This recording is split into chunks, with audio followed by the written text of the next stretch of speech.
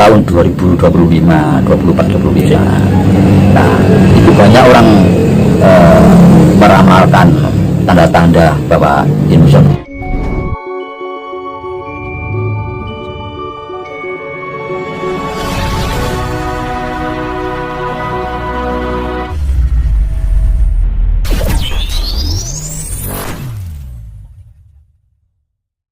malah Pancasila itu bukan main-main, bukan main-main, itu betul-betul yang sudah diuji dan akhirnya bisa nanti menggantikan ideologi yang sudah usang Bung Karno itu. Nah, bagaimana tidak dinyatakan usang?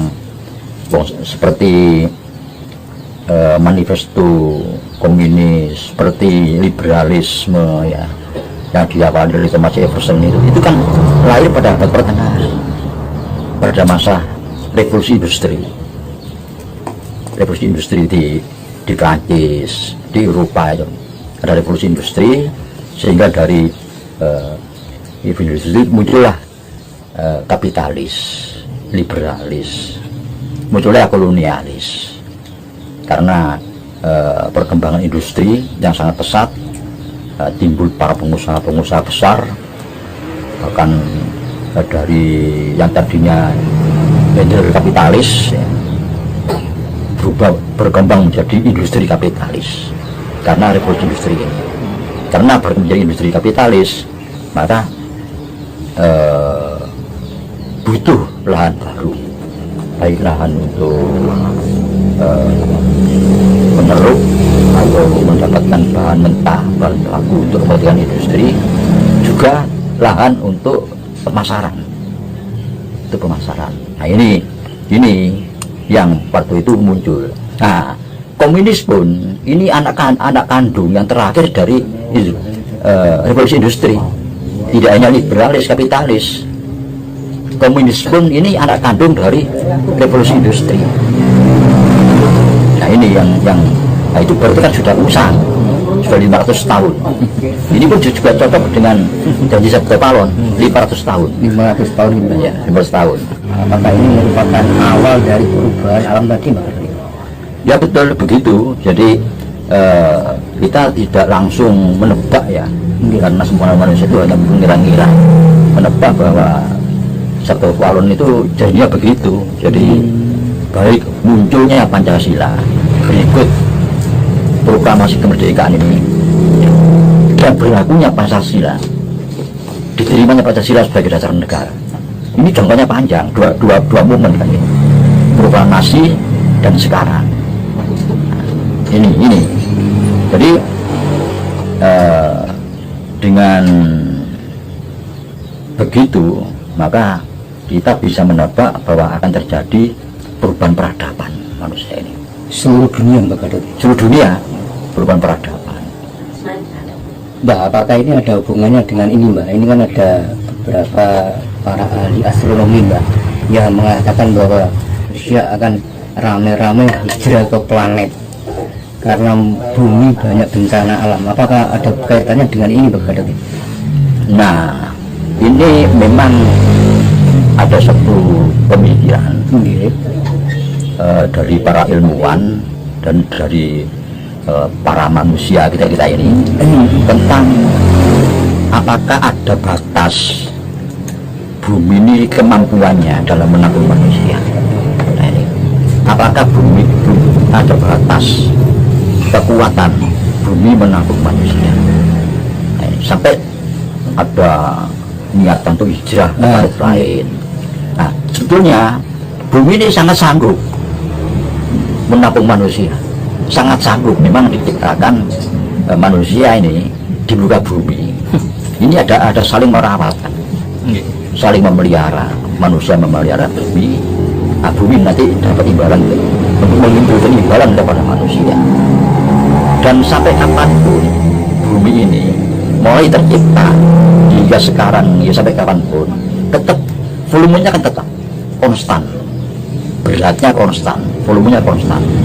Karena semua yang tumbuh di bumi ini berapa dari bumi, bahan bakunya dari bumi sendiri, dari alam, sehingga tidak akan menambah beban berat, tidak akan menambah kesempitan ruangan, enggak.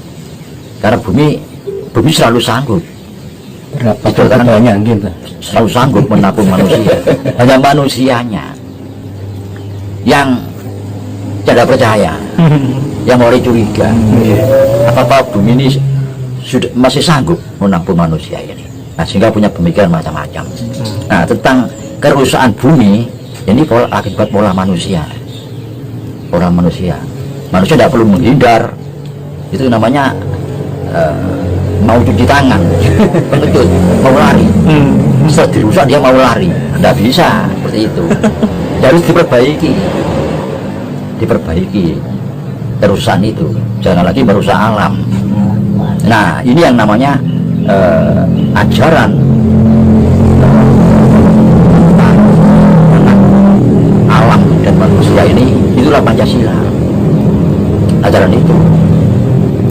Jadi perubahan peradaban itu nanti ke situ, tidak bisa lepas dari Pancasila. Dari kita tafsirkan dan sebagainya, itulah ideologi yang baru dunia untuk menggantikan ideologi yang sudah lama, kapitalisme, imperialisme, ya, kolonialisme, liberalisme, dan komunisme. Ini bukan matanya sudah usang. Ini 500 tahun harus diganti. Nah, Bung Karno memberikan tawaran penggantian Pancasila itu. Nah, ini alhamdulillah bahwa saat ini Pancasila sudah mulai mengakui, semua pihak menerima Pancasila.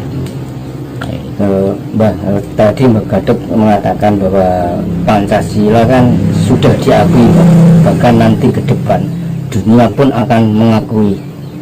Itu maksudnya bagaimana Mbak Gadot? Ya diberlakukan Di seluruh dunia? iya, diberlakukan. Coba nanti kan terasa. Nah, di situ ada faktor keseimbangan Pancasila itu, persatuan bangsa. Setiap negara, setiap bangsa ini harus rukun. Di dalam negeri harus rukun, harus bersatu. Dan nanti ada kerukunan umat manusia. Kemanusiaan yang adil dan beradab ini kerukunan umat manusia. Nanti kerukunan alam, kerukunan antar makhluk, ketuhanan yang Maha Esa itu. Jadi nanti terus berkembang. Ini ajarannya jelas sederhana, tapi kalau diterangkan betul, ini agak sampai detail pengertiannya itu, dan mampu merubah peradaban ini, mampu dengan perubahan peradaban ini mampu sebagai bukan sekedar alternatif pilihan. Kita pun juga tidak mengatakan salah satu pilihan. Nah, semua itu perlu diuji. Nah, untuk di Indonesia sudah cukup diuji. Tapi nanti ke depan tidak menutup kemungkinan Indonesia ini menjadi negara super power dunia, negara betul. Karena sumbernya dari Indonesia, Pancasila itu dari Indonesia. Jadi tidak gampang ya, mulai 1945 Pancasila itu terus proses sampai 2 tahun. Sekarang terasa semua sudah paham bahwa sudah diakui oleh semua lapisan masyarakat di Indonesia ini. Itu. Mbak, untuk yang tadi Mbak, kita kembali ke tema awal Mbak, Sabdo Pawon. Apakah Sabdo Pawon itu kalau kita runtut dengan silsilah itu apa ada hubungannya dengan Majapahit Mbak? Memang waktu itu kan pada zaman Majapahit. Ada zaman Majapahit ya? Iya, zaman Majapahit, Raden Majapahit yang ke-6. Raden Majapahit pertama kan Raden Wijaya dengan gelar Kertarajasa Jayawardhana. Dan Majapahit kedua kan Jayanegara. Majapahit ketiga Tribuwana Wijaya Tunggal-Dewi. Majapahit keempat Hayam Wuruk yang bergelar Rajasa Negara. Raja Majapahit kelima Wikramawardhana. Yang keenam ini dia Kertawijaya dengan gelar atau nama Abhiseka Wijaya Parakramawardhana. Ini jelas. Dan ini 500 tahun setelah itu kita merdeka. Nah, kemerdekaan itu sehingga dihitung dari situ. Dan sebentar 500 tahun lagi saya akan kembali. Nah, itu yang diubah oleh Raden Ngabaya Ranggawarsita, yaitu Kertawijaya itu. Dan 500 tahun kemudian ditambahkan berarti 1945.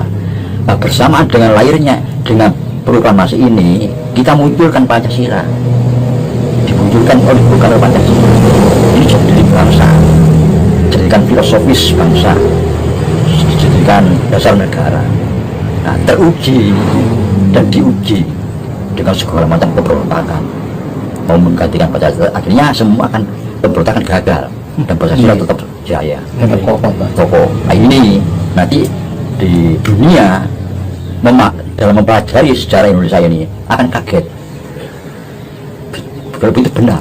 Memang goyang pada saat Bung Karno mencetuskan Pancasila, dunia goyang, diakui dan diakui semua negara-negara, baik itu di Eropa, Barat dan Eropa itu kita goyang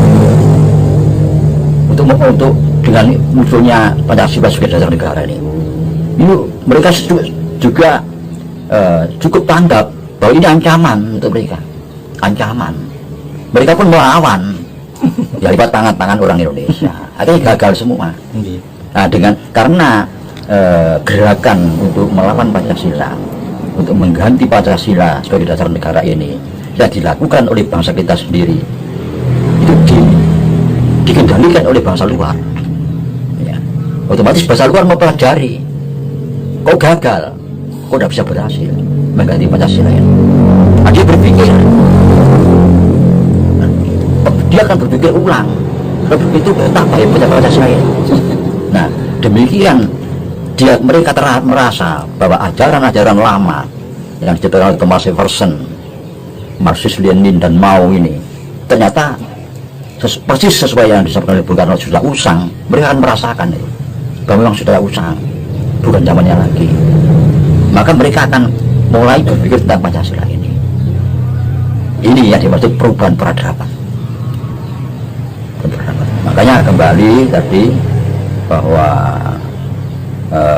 kalau ada bangsa-bangsa yang merasa sudah sangat modern, mampu menjelajah ruang angkasa, mau eksodus ke planet-planet di sana, ini memberikan diri karena dianggap bumi sudah tidak mampu lagi untuk menampung manusia dan bisa hancur. Nah, padahal sebetulnya bumi tidak punya batas kemampuan dalam menampung manusia dengan segala persoalannya. Tidak terbatas bumi itu, masih diciptakan oleh Tuhan ya. Untuk manusia untuk alam. Demikian bumi tercipta lengkap dengan segala materinya, maka diciptakan manusia. Bagi manusia diambil dari bumi ini. Nah, antara manusia dengan bumi ini satu kesatuan. Nah, tidak bisa dipisahkan. Jadi sampai kapanpun bumi sanggup menampung manusia dengan segala persoalannya. Tidak perlu khawatir, tidak perlu takut. Nah, ini. Jadi kan kerusakan bumi ini kan olah dari manusia itu sendiri, Mbak. Betul, jadi betul, mereka itu nggak mau bertanggung jawab dengan apa yang dilakukan. Iya. Mbak, ini juga banyak itu, Mbak, statement yang mengatakan, Mbak, tahun 2025 itu Indonesia akan mengalami kejayaan dan Sang Ratu Adil itu nanti akan memimpin Nusantara, Mbak. Gimana menurut pandangan Mbak Gatot? Ya, kalau saya kan sudah jelas ya, jadi sekarang ini Bapak Jokowi itu menurut teori siklus. Ya, kalau Kenaro itu Bung Karno, ya, Kertanegara itu Pak Harto, Bapak Jokowi ini Raden Wijaya menurut teori siklus. Coba dibaca YouTube saya yang lalu ya. Itu Raden Wijaya itu sekarang ini ya Jokowi ini. Ini saya tidak bicara masalah reinkarnasi, titik sanda, ini teori siklus.